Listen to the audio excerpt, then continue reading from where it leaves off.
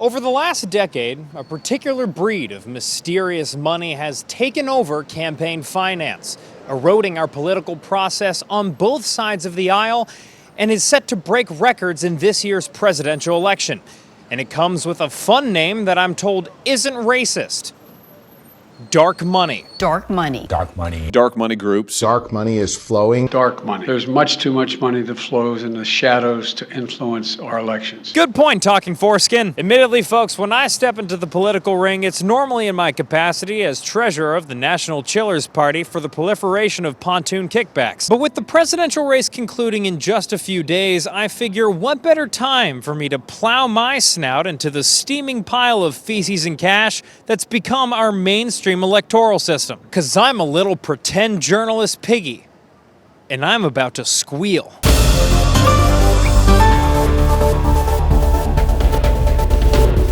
Dark money means money from unknown sources that is used to back political candidates and causes. But to understand dark money, one must first go back to 2010, when Waka Waka topped the charts and a conservative nonprofit called Citizens United wanted to air some kind of anti-Hillary Clinton movie called Hillary the Movie. Citizens United was going to be banned from airing the film because of a law that prevented corporations from participating in campaign messaging right before an election. Citizens United sued, and soon the case was at the Supreme Court, which ruled that while Citizens United is an organization, they're also a group of individuals. Therefore, preventing them from airing their film, that's actually a violation of their First Amendment rights. The same would go for other types of organizations like corporations. Ain't that right, Craig Holman from the think tank Public Citizen? So the Supreme Court, on its own initiative, turned this small case into a major case where they ended up ruling that corporations shall be treated as people and they can make unlimited independent expenditures in campaigns. They can make unlimited independent expenditures in campaigns. Corporations can't directly give money to campaigns.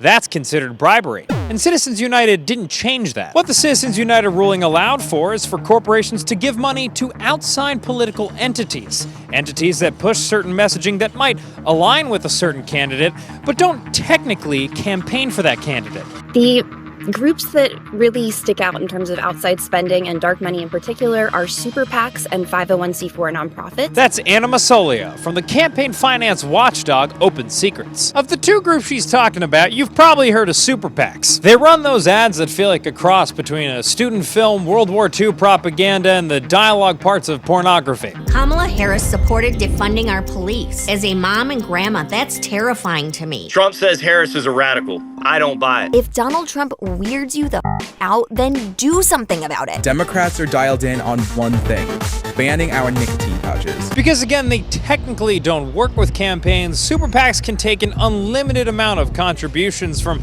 basically anyone or any organization. And while super PACs have to disclose their donors to the Federal Election Commission, which is the regulatory agency in charge of enforcing campaign finance law, some of the groups super PACs take money from don't have to disclose their donors, including 501c4 nonprofits, that second group Anna mentioned earlier. 501c4s are one of those groups that don't have to disclose who gives them money because they're technically supposed to spend most of their cash on, quote, social welfare, not politics. But despite their legal missions to drum up money for their respective causes, there are a bunch of ways for them to impact political elections. For example, they may spend on what are called issue ads, where they feature a candidate in the ad and they want to educate people on how amazing this candidate is on a particular issue, or how terrible this candidate is on a particular issue. And because they avoid words like vote for or vote against or the equivalent, anything that would expressly advocate for the candidate, they not only don't have to disclose their donors to the Federal Election Commission, in many cases, they don't have to disclose their spending either. Which means that if a 501c4 pays for an ad that says, Dan Toomey will nuke England so they finally know who's boss.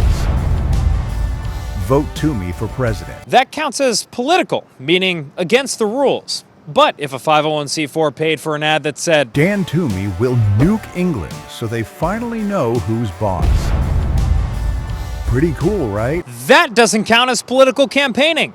It counts as social welfare messaging, so you wouldn't have to let anyone know which Winklevoss twin financed it. And while 501c4s can't explicitly ask the super PACs they donate to make a certain ad, they often work pretty close together. There's very little stopping someone from giving money to a 501c4 that may be affiliated even with a super PAC.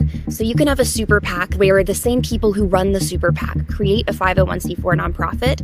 It can be run by the same people, out of the same office, using some of the same resources. So if I were a billionaire who didn't want certain people knowing that I supported a particular presidential candidate, I could find a 501c4, give them a bucket full of money, which they would then give to a super PAC to fund a Facebook ad that destroys my grandpa's brain, and no one would ever know. Totally straightforward. Literally within the first year of 2010 of the Citizens United decision, we saw outside spending by outside groups, nonprofit groups, corporations, and what eventually became super PACs increase 427%, literally overnight. And it's just gotten much, much worse ever since then. No diggity. Let's crunch the numbers, Craig. By the 2010 midterm elections, right after super PACs were made legal by Citizens United, there were about 80 of them up and running. Today, there are over 2,000. In the 2012 presidential election, super PACs spent over $600 million. In the 2020 election, they spent over $2 billion. Damn, and we don't know where a good chunk of this money came from. Super PACs lean into this secrecy by naming themselves generically patriotic things like Concerned Americans for Freedom and Opportunity, Freedom Works for America, People Who Love America, or the I Love America Super PAC. And look, I can understand wanting to make an anonymous political donation. If my neighbors knew how many times I cut a check for RFK, I'm sure they would stop inviting me to happy hour Topgolf. They're animal lovers. But it's not mom and pops dropping spare cash into these things. The majority of super PAC funding comes from folks who got real cash to flash. Super PACs are funded by just a handful of very wealthy special interests. They're throwing billions of dollars into the election just from a small handful of donors. Indeed, in just this year's presidential election cycle, 96% of the money given to super PACs by individual people comes from the top 1% of donors. These roughly 6,000 people have contributed over $1 billion. And that's on top of another roughly $1 billion that super PACs have received from just 100 wealthy groups. And while I'm just focusing on super PACs in this video, you should know that there are a bunch of other groups with nuanced differences from super PACs and 501c4s through which wealthy individuals and corporations can donate money to impact elections. You can only put so much in a YouTube video, you know what I'm saying? So to recap, we have these shadowy organizations that can take unlimited donations and essentially have become vessels for wealthy people to drop their cash and crank out ads trying to sway American voters. Groovy. But despite all of this shadiness, at least we have that one golden rule that super PACs cannot directly coordinate with political campaigns, right? Right? The issue of coordination between candidates and super PACs comes down to a really important legal question of public communications. Sean Cooksey is the chair of the Federal Election Commission, the regulatory agency for enforcing campaign finance law that I mentioned earlier. Public communications is a term in the law that says these are the kinds of communications that cannot be coordinated between a candidate and an independent group without it being a prohibited contribution. That term includes broadcasts, TV, radio, newspaper ads, billboards, and other things that we consider public political advertising. But Sean's colleague, FEC Vice Chair Ellen Weintraub, points out that the coordination regulations are just riddled with loopholes at this point. And part of the problem is they were written before super PACs existed. And I have, on numerous occasions, proposed to my colleagues that we really need to update these regulations. Yikes.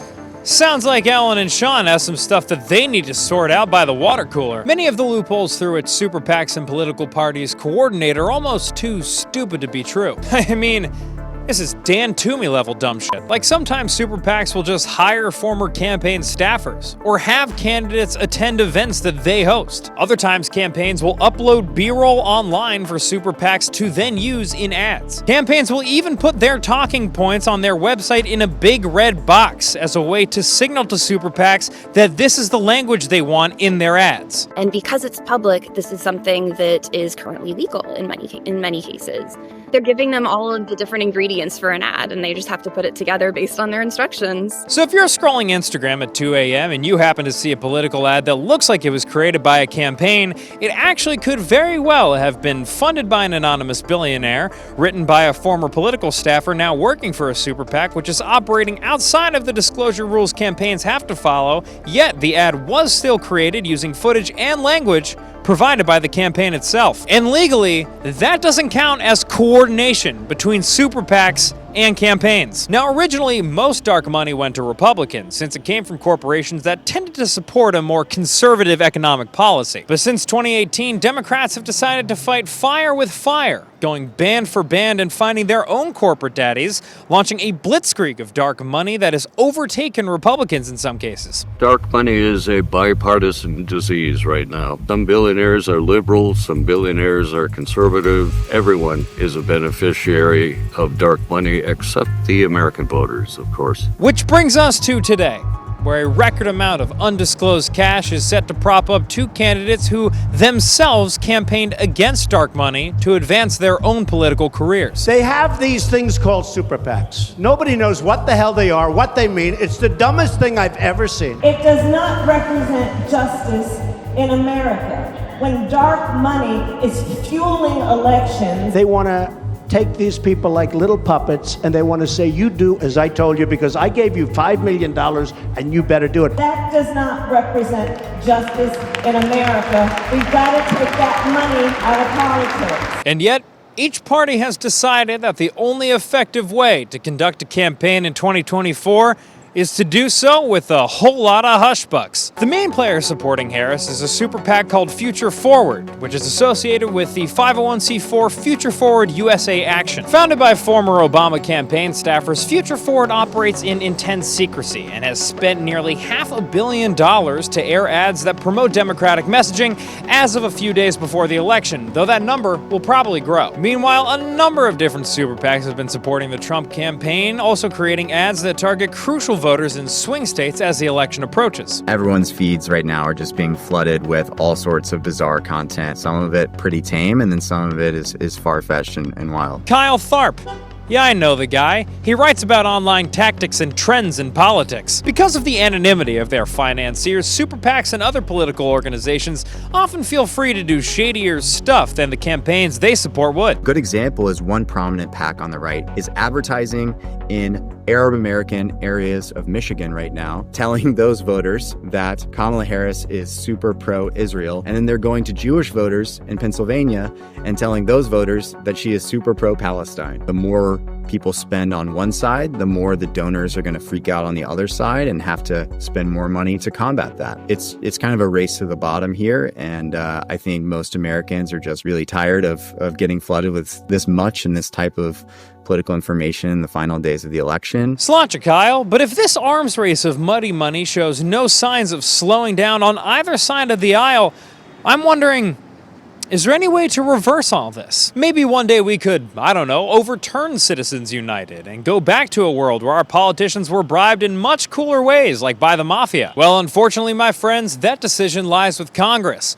And I wouldn't hold your breath waiting on Congress to decide anything, because then you would die. But you should also remember that many of the lawmakers who could fix these problems are themselves receiving dark money. So it might not be in their best interest to get rid of it. And if you've got a phone, well, you better hold that sucker, because super PACs aren't just involved in presidential races. No sirree. They're actually even more successful at applying these tactics to local elections, running ads in less famous congressional races where voters might be even more susceptible to misleading information. Now, all of this comes together to paint a pretty disheartening look at our electoral system post-Citizens United. Dark money is no longer a problem for political campaigns. It's the solution. Each side has decided that their best shot at winning comes with embracing this dark new world of anonymous financing, even when most Americans agree that big donors have too much influence on our elections. And you can see it in the way that these organizations blatantly manipulate the voting process. A recent CNN report showed how thousands of Americans with dementia were tricked into donating to PACs from both parties. One group of wealthy Republicans has reportedly financed groups that are looking to challenge the outcome of the election should Trump lose. news. Elon Musk was raffling off $1 million a day to people who supported his super PAC in certain swing states before the DOJ told him it's probably illegal, shutting down his dreams of completing the presidential election's transformation into Mr. Beast's Amazon Prime game show. Though his dreams of buying faster regulatory approvals for future Tesla projects by bankrolling Trump are alive and well. Certain people are far more influential in trying to get their candidates elected than maybe millions of other citizens. I think we can do better for the American people, and I think we should. Yeah, maybe the American people do deserve better. I mean, if this is going to be our system, let's at least be honest about it. Maybe what we need is a president who's not afraid to wear their billionaire bankrollers right on their sleeves. Someone who'll get up there and say, fuck it. I got all my money and my entire political agenda from Mark Cuban, Bill Gates, Elon Musk, Mark Zuckerberg, George Soros, the Koch brothers, the guy who runs Home Depot, and a bunch of random shell companies financed by Russian oligarchs. And to the average voter with a medium level of wealth, I say, gargle my balls. Sounds like an all-American slogan to me. For good work, I'm Dan Toomey. Worried about politics? Can't relate. Not here at the National Chillers Party for the proliferation of pontoon kickbacks. Special thanks to all of our donors, as well as everyone who helped make this video possible. We appreciate you, and to everyone else, make sure you kick back, relax, and tune out. Have a great weekend.